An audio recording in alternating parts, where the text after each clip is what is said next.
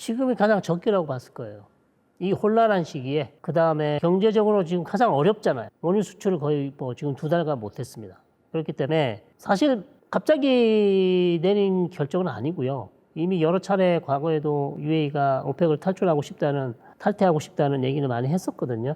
근데 이제 이번에 가장 오펙에 대한 충격이 적을 시점이라고 판단한 것 같아요. 그 다음에 어수선한 분위기.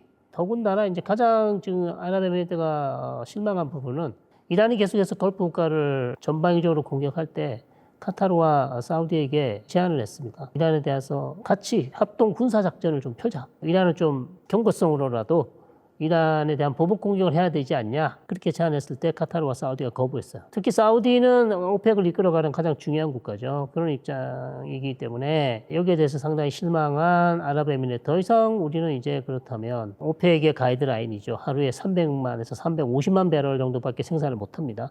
그러나 UAE의 캐파는 거의 500만이 넘습니다. 그렇기 때문에 빨리 탈출해서 차라리 그냥 지금 돈을 확실하게 많이 벌어야겠다. 국가 재정 수입이 최악이기 때문에. 그리고 원유에 대한 수요가 언제까지 지금처럼 높다고 누가 보장할 수 있겠습니까? 그러니까 지금처럼 원유에 대한 수요가 높을 때 빨리 팔아서 국가 재정 수입을 올리는 게 낫다는 거죠. 그렇기 때문에 이번 기회에 그냥 오펙을 탈출해서, 그러니까 정치적인 이유와 경제적인 이유 두 개 다 있다, 이렇게 말씀드릴 수 있겠습니다.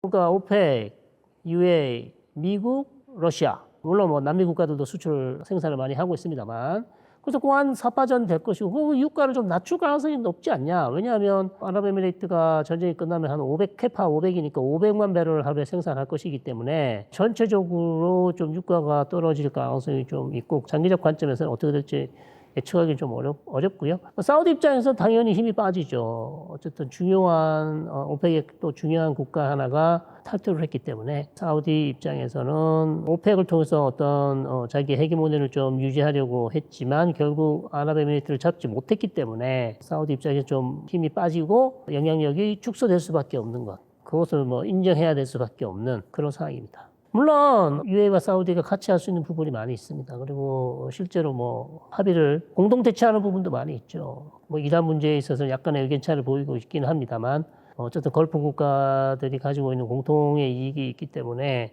그 부분에 있어서는 뭐 맥을 같이 알겠지만 기본적으로 UAE와 사우디는 걸프 국가들 중에서 지금 새로운 어떤 경제 개발, 새로운 경제 모델, 결국 원유, 즉 정유 산업에 너무 의존하고 있잖아요. 이 두 국가가 경제 자체가. 그렇기 때문에 2000년대 초반부터 이미 이 두 국가는 산업 다변화, 산업 다각화. 그래서 국가 재정의 수입을 너무 원유의 유가에 의존하고 있기 때문에 만약 유가가 곤두박질 친다면 이 두 국가는 사실상 경제를 제대로 굴리기 어렵습니다. 국가를 운영하기 어려워요. 갑자기 유가가 100달러 하던 것이 갑자기 하루아침에 전쟁이나 어떤 천재지변으로 인해서 50달러로 추락한다면 국가 재정이 반토막 나잖아요. 그러니까 언제까지 우리가 이런 위협을 감수하면서 국가 재정을 운영해야 되냐? 그럼 이거를 탈피할 수 있는 중요한 수단 하나는, 방안은 제조업을 기르는 거거든요. 새로운 산업을 만드는 거예요. 이 명제를 가지고 두 국가가 사실은 같은 업종에서 경쟁을 하고 있단 말입니다. 걸프 국가에서. 그렇기 때문에 두 국가가 친하기도 하지만 또 경쟁 관계예요. 그래서 뭐 두바이 공항이 허브가 되지 않았습니까? 아랍에미레이트 두바이 공항이. 그러니까 이거를 잡기 위해서 사우디가 이제 새로운 리야드 공항이라든지 자기 나름대로 또 노력을 하고 있고, 두바이가 여러 세계 굴지 기업들이 중동의 수출을 확보하기 위해서 사무실을 어디다 둡니까? 대부분 두바이에 두고 있단 말이에요. 자, 이런 부분이 사우디 입장에서 대단히 뼈아프죠. 그렇기 때문에 리야드에, 즉 사우디의 수도에도 중요한 기업들이 어떤 헤드쿼터, 본부를 둘 수 있도록 법으로 제정하기도 했어요. 그러니까 두 국가가 친하기도 하지만 같은 부분에 있어서는 경쟁할 수밖에 없는 그런 운명이기 때문에 긴장감이 항상 흐를 수밖에 없습니다. 자, 그런 상황에서 이제 아랍에미리트와 사우디가 같은 미래를 향해 가고 있지만 누가 먼저 가냐, 그리고 누가 더 잘 가냐, 그리고 누가 확실하게 석유 경제를 버리고 탈피하고 새로운 신경제에 돌입할 수 있을 것인가, 이런 부분을 놓고 서로 경쟁하고 있는 그런 상황이기 때문에 이번에 오펙 탈출을 그런 관점에서 보시면 되지 않을까, 그렇게 봅니다. 트럼프 대통령이 중동을 국빈 방문했을 때 아랍에미리트 사우디에서 가장 원했던 게 AI 기술입니다. 그래서 여러 가지 스타게이트 사업이라든지 데이터 센터를 세우는 얘기를 많이 했었죠. 왜냐하면 걸프 국가들 입장에선 어차피 석유 산업을 탈피하고 새로운 산업을 하려면 첨단 산업을 해야 된다. 고부가 가치 산업을 해야 된다는 게 공통된 입장이에요. 공통된 결론이죠.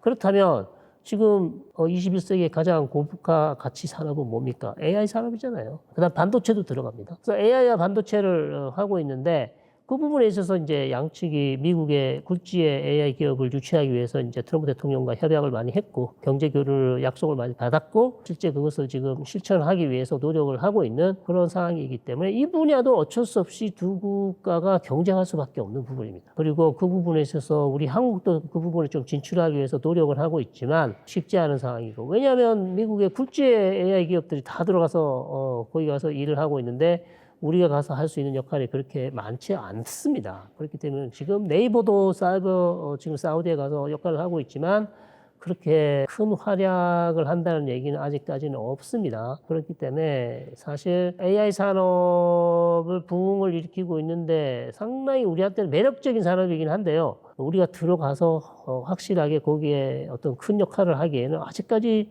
좀 부족하고 사실 대기업 말고는 중소기업들은 꿈을 꾸기가 어렵다는 얘기들이 많아요. 워낙 물가도 비싸고요. 그리고 중소기업들이 거기에 UAE나 사우디가 내놓는 어떤 그런 중요한 사업에 입찰을 한다거나 그런 정보를 입수하기도 상당히 어렵다. 그다음에 재정 지원이 없으면 그런 중요한 사업들에 대해서 뛰어들기 어려운 그런 상황입니다. 그래서 국가의 지원이 많이 필요하다. 그렇게 보입니다. UAE는요. 한국이 가장 중요시하는 걸프 국가예요. 어찌 보면 아랍 국가 중에서 UAE만큼 우리와 친한 국가는 없다고 할 정도로 거의 형제 국가라고 부르고 있습니다. 사실 우리를. 왜냐하면 우리가 지금 UAE에 부대가 나가 있잖아요. 우리 병력들이 나가 있죠. 그 부대 이름 자체가 형제 부대예요. 형제 부대. 아랍어로 아흐 부대라는데 아흐가 아랍어로 형제입니다. 형제 부대예요. 그렇다면 워낙 아랍에미레이트와 우리는 밀접한 관계에 있고 우리 군인들이 지금 거기 가서 아랍에미리트의 중요한 특수부대들을 훈련을 시키고 있고 거기에다 아랍에미리트가 최초로 아랍 국가들 중에서 원전을 지었는데 그거를 우리가 4차례 원전을 지어줬어요. 바라카 원전이죠. 최근에 이란이 공격한.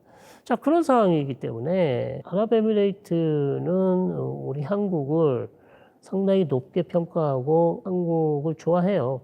방산 분야에 있어서 너무나 또 밀접한 관련이 있습니다. 왜냐하면 이미 수출을 했었지만 시연에서 또 상당히 뛰어난 성공률, 요격률을 보였어요. 그렇기 때문에 아랍에미리트 입장에서는 이란의 드론 공격과 미사일 공격이 계속되는 상황에서 방공망이 부족한 상황에서 또 한국에게 급하게 요청을 했고 또 우리 한국은 거기에 즉각 대응하면서 전쟁 기간 중에도 추가적으로 천궁을 제공하면서 아랍에미레이트의 마음을 샀죠. 너무나 중요한 사항입니다. 그렇기 때문에 웬만하면 우리가 어떤 요청을 하거나 또 원유 관련해서 어려운 상황에서 도와달라고 했을 때 아랍에미레이트가 우리 얘기를 많이 들어줄 가능성이 높다. 그렇기 때문에 이번에도 어려운 상황이었지만 아랍에미리트가 그간 우리 한국과의 돈독한 우호 관계를 생각해서 우리한테 최우선적으로 원유를 공급해주는 조치를 취했던 것이 아닌가. 그래서 상당히 우리한테는 고마운 일이다 이렇게 봅니다.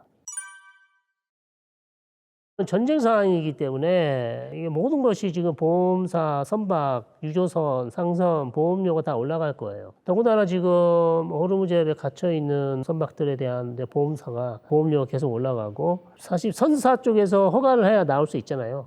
거기서 허가를 승인 안 해주면 나올 수도 없는 그런 상황이고 그 다음에 또 추가적인 선박들이나 유조선에 대해서 사실 보험을 들어주지 않겠다고 한다면 사실 나갈 수가 없잖아요. 너무나 위험한 곳에 가는 선박에 대해서 보험사에서 더 보험을 안 해줄 수도 있는 상황이기 때문에 사실 공급망 차원에서 상당히 어려움이 있을 수밖에 없죠. 그렇다면 정부에서 이 부분을 조금 보험사랑 같이 얘기를 해서 일반 상선이나 유조선이 그래도 가격은 좀 올라갔지만 너무 그렇게 천차만별로 올라가서 지금 기존의 전쟁 전 수준에서 너무나 많이 올라가면 대기업들은 감당할 수 있겠으나 중소기업들은 사실상 그걸 감당할 수가 없죠. 감당할 수가 없는 상황이기 때문에 이런 부분들을 정부가 좀 빨리빨리 선제적으로 보험사들과 대화를 통해서 좀 풀어주고요. 아니면 정부의 지원이나 보조금 같은 걸 좀 써줘서 선박들이 자유롭게 좀 다닐 수 있도록 지원이 많이 필요한 그런 시점입니다. 아직까지는 저희가 견딜 수 있는 만한 수준이죠. 아직까지는 견딜 만한 수준이다. 뭐 유가도 뭐 2,000원 왔다 갔다 하고 있는 상황이고 물가도 많이 올랐습니다. 많이 올랐습니다만 뭐 견딜 수 있는 수준이라고 말씀드리면 또 보수적인 분들은 뭔 소리냐, 지금도 어렵다라고 얘기하시는 분들도 많아요. 그렇기 때문에 상황이 그렇게 녹록지 않습니다. 계속해서 이제 전쟁이 빨리 끝나야 되는 게 가장 중요한데 문제는 이제 전쟁 종결 가능성이 그렇게 높아 보이지 않기 때문에 상황이 저는 계속해서 이제 이 부분이 가장 우려가 되고요. 예를 들어서 뭐 조만간에 전쟁이 끝날 가능성이 높다면 전쟁 이후를 이제 우리가 어떻게 대비를 할 것인지를 말씀을 드리면 되는데 전쟁 종결 가능성이 그렇게 높지 않은 상황에서 계속해서 이 상황이 지속된다면 우리 경제 파급 효과는 커질 것이고 경제 피해는 더 커지잖아요. 그렇기 때문에 지금 상황이 괜찮다 그래서 2달 후에, 석 달 후에도 우리가 이 정도까지 유지할 수 있을까? 장담을 못 하는 거죠. 장담을 할 수가 없습니다. 그렇기 때문에 그다음에 유가가 오른 것은 지금 유가가 아직 반영을 지금 유가는 사실상 정부에서 막고 있기 때문에 이게 정상적인 유가가 아니라고 할 수 있습니다. 사실은 유가가 더 올랐어야 돼요. 그렇기 때문에 이제 우리 국민들 입장에서는 뭐 유가가 뭐 2,000원 정도면 그래도 뭐 괜찮겠네 이렇게 생각하실 수 있습니다만 이게 지금 정상 가격이 아니거든요. 만약에 정부 측에서 캡을 씌우지 않았더라면 이게 뭐 2,500원이 될 수도 있는 거고요. 더 올라갈 수도 있었던 상황입니다. 그렇기 때문에 지금 상황이 그렇게 녹록지 않은 것이고 과연 그렇다면 언제까지 우리가 계속해서 이 상황을 유지할 수 있겠냐는 거죠. 지금 벌써 2달 지나고 석 달이 다 지나가잖아요. 석 달 보름이 지났습니다. 자, 그렇다면 이게 앞으로 계속 이어진다면 결국 이 피로감이 누적이 되고요. 유가와 물가가 계속 이제 올라가는 상황이 나올 것이기 때문에 어쨌든 선제적으로 정부도 우리가 상황이 나아질 것 같지 않다고 판단한다면 빨리 선제적으로 에너지 절약 차원에서 캠페인을 시작해야 될 필요성이 있다. 그 다음에 전철이나 버스 가격도 좀 생각을 다시 한번 해봐야 되고 체계도 다시 한번 생각을 해봐야 될 것 같고요. 그러니까 사람이 많을 때 타는 거는 가격이 높지만 전혀 사람이 적을 때 야간이나 아주 늦게 사람이 없을 때 타는 가격을 낮추는 방안 뭐 이런 얘기도 하고 있어요. 그런 얘기도 있습니다. 그렇기 때문에 그런 부분들도 좀 생각을 해야 되겠고요. 전쟁이 끝나지 않는다면 에너지 절약을 실천해야 될 수밖에 없는 그런 상황이라고 말씀드릴 수 있습니다. 어쨌든 오펙의 가장 중요한 목표는요. 유가가 너무 낮아지는 걸 막는 게 목표였잖아요. 왜냐하면 오펙에 가입한 국가들이 전부 다 자기 마음대로 원유를 수입출을 생산을 한다면 유가는 계속 떨어질 가능성이 높습니다. 그렇기 때문에 적절한 유가를 유지하기 위해서 오펙이 계속해서 원유 생산량을 조절해 왔습니다. 그렇기 때문에 계속해서 그런 방식으로 갈 거고 사우디는 계속해서 본인들이 이 오펙 내 주도권을 이어가려고 하고 그다음에 우리 기억나십니까? 푸틴하고 빈살만하고 한때 오펙 이거 놓고 어마어마하게 기싸움 했었죠. 러시아가 우리를 못 따르겠다. 계속 생산량 늘리겠다 그래가지고 어마어마한 기싸움을 하다가 결국 나중에 화해를 했던 적도 있습니다. 그렇기 때문에 오펙 내에서도 사실은 탈퇴를 안 했지만 불만을 가진 국가들이 상당히 많이 있습니다. 특히 이제 전쟁이 끝나고 나면 경제 상황이 상당히 어려워지기 때문에 다시 한번 이 오펙과 관련해서 여러 산유국들이 새로운 목소리를 낼 수가 있습니다. 그렇다면 이걸 이제 어떻게 사우디가 대화와 협상을 통해서 이걸 잘 푸느냐 이게 또 관건이겠죠. 그렇지 않으면 오펙이 잘못하면 해체될 수도 있습니다. 그래서 그렇기 때문에 사우디의 지도력이 상당히 중요하고 전쟁이 끝나면 이제 경제가 더 어려워지기 때문에 분명히 누군가는 다른 얘기를 할 수 있어요. 우리 더 생산해야 된다고 얘기를 할 수 있을 거예요. 지금 아랍에미리트처럼. 그렇기 때문에 오펙은 어찌 보면 이제 아랍에미리트가 탈 때 있기 때문에 상당히 위험한 상황이 될 수 있고 이 국면을 잘 지나면은 오펙이 다시 안정화될 수 있겠지만 전쟁이 끝난 후에 새로운 위기에 봉착할 수도 있기 때문에 사우디가 상당히 긴장하고 있을 가능성이 높다. 이렇게 봅니다. 이란과 아랍에미리트 관계는 상당히 지금은 어찌 보면 이제 돌이킬 수 없는 상황으로 가고 있어요. 왜냐하면 아랍에미리트가 이스라엘과 밀접한 군사 교류를 하고 있잖아요. 군사 협력을 하고 있기 때문에 이란 입장에서는 아랍에미리트를 거의 뭐 배신자, 뭐 간첩 이런 식으로 지금 몰아가고 있어요. 그리고 거기에 아랍에미레이트 시설에 대한 공격도 강화하고 있고 특히 원전도 최초로 공격을 했기 때문에 아랍에미레이트는 이제 사실상 이란과는 그렇다고 해서 이란과 뭐 당장 전쟁을 하는 것은 아닙니다만 과거에 볼 수 있었던 그냥 대면대면하게 좋은 게 좋은 거다. 웃는 얼굴을 지내면 좀 낫겠지. 이런 상황은 이제는 아니다라고 볼 거예요. 그렇기 때문에 이란에 대한 강력한 어떤 군사적 조치는 아니지만 경제적 조치는 취하고 있고 이미요. 왜냐하면 두바이에 많은 이란 사람들 시아파들 거의 다 지금 내보내고 있어요. 거의 많이 있었단 말이에요. 한 20만 이상이 있었던 걸로 저희가 알고 있는데 그러니까 원래 두바이가 이란한테는 너무나 좋은 미국의 경제 제재를 회피할 수 있는 너무나 좋은 국가였습니다. 그걸 다 무기나 줬단 말이에요. 아랍에미리트가. 그렇기 때문에 아랍에미리트 입장에서 이번에 상당히 실망감이 크죠. 나름대로 이란의 입장을 생각해서 여러 가지 경제 제재를 회피할 수 있는 것을 우리가 눈 감아 줬는데 전쟁 이후에 이란이 보여준 행태는 아랍에미리트는 더 이상 용납할 수 없는 행태.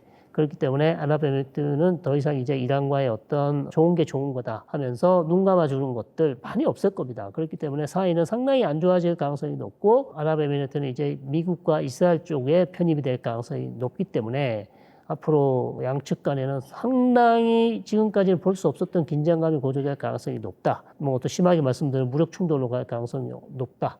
그러나 역시 아랍에미리트도 이란의 보복이 상당한 보복이 두렵기 때문에 그렇게 대놓고 이란과의 어떤 군사적 충돌할 가능성은 그렇게 높아 보이지는 않습니다. 중동 상황이요. 이번 전쟁으로 사실상 판도가 바뀌었어요. 판이 바뀌었습니다. 판이 완전히 뒤집어졌어요. 그렇기 때문에 여러분 과거의 시각으로 계속해서 중동을 보시면 안 되고 제가 해서 아랍에미리트를 계속 말씀드린 것처럼 걸프 국가도 이제 합종 연행이 되고 있습니다. 각자 도생 시대예요. 과거처럼 하나 뭉쳐서 뭐 이란에 어떻게 해보고 하나에 뭉쳐서 미국과 잘해보자 이런 시대가 갔습니다. 걸프 국가가 하나가 아니잖아요. 아랍에미리트, 사우디, 카타르, 바레인, 쿠웨이트 다 다른 입장을 지금 보이고 있기 때문에 이라크도 마찬가지. 여러분들이 지금 중동 정세를 잘 보셔야 그리고 빠르게 변하고 있기 때문에 우리 전문가들도 사실 따라가기 어려울 정도로 시시각각으로 변하고 있습니다. 그래서 이 변화를 잘 보셔야 여러분들 국제 정세를 이해하시는 데 도움이 될 것이고 그다음에 여러분 투자에도 도움이 될 것입니다. 그리고 중국과 러시아의 움직임도 상당히 중요하기 때문에 같이 복합적으로 보셔야만 국제 정세를 이해할 수 있는 시대로 지금 들어가고 있습니다. 그래서 여러분들 계속해서 여러 다양한 채널들을 보시면서 국제 정세가 그다음에 중동 정세가 어떻게 바뀌는지 주목해 주셔야 되겠습니다.